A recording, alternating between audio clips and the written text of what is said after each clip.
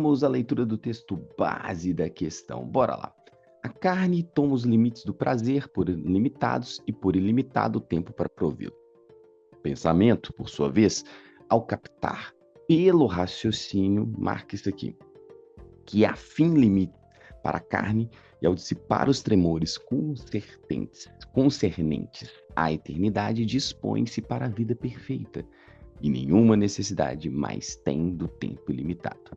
Ele nem foge, então, do prazer, nem tampouco diante das circunstâncias que indicam o fim da vida. Considera ter sido, de algum modo, privado do melhor da vida. No contexto da filosofia epicurista, é possível afirmar que a razão se relaciona com os prazeres ao... O que está em jogo aí, gente? Essa filosofia helenística, ela é uma filosofia que vai priorizar aquilo que há de mais corpóreo no homem, a dor e o prazer.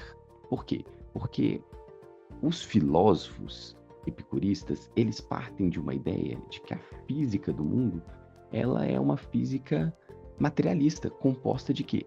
Átomos. Então, aquilo que faz o mundo funcionar, ou que leva este mundo a operar, é um agregar e desagregar de átomos. Por que eu estou dizendo isso? Porque quando a gente pensa nessa filosofia e quer compreender aquilo que há de mais material no homem, o corpo, o prazer, é porque existe toda uma física por detrás disso.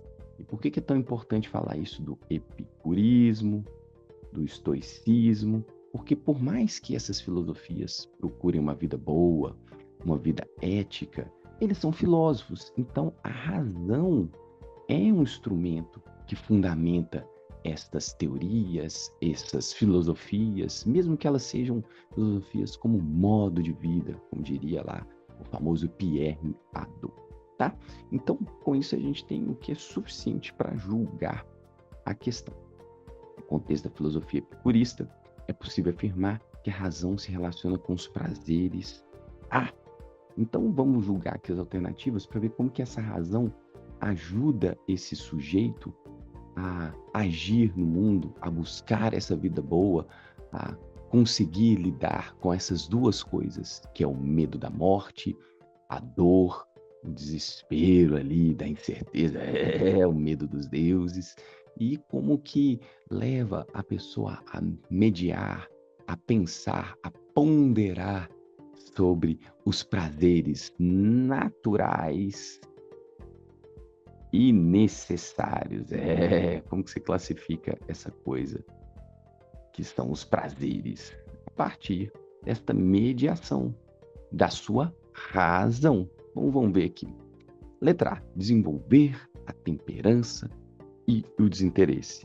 Apesar de a temperança, a moderação, seja uma virtude valorizada por Epicuro, o texto não fala de desinteresse, tá? Isso seria uma coisa próxima ali do estoicismo, não é muito preciso. Mas o texto está falando o quê? Que devemos usar a razão para compreender, para modular, controlar, não é uma boa palavra, mas para saber lidar com essa coisa que é a mais fundamental do homem, que são os prazeres e a dor. E nós temos aí, então, a razão sendo o elemento determinante neste mundo de átomos dançando, agregando e se desagregando.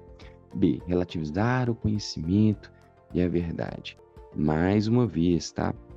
A gente está falando de filósofos que têm uma base ali fundamentada na atomística. Então, eles não estão relativizando. Além do texto não abordar isso, né? O contrário, a razão é vista como uma fonte de discernimento, de clareza.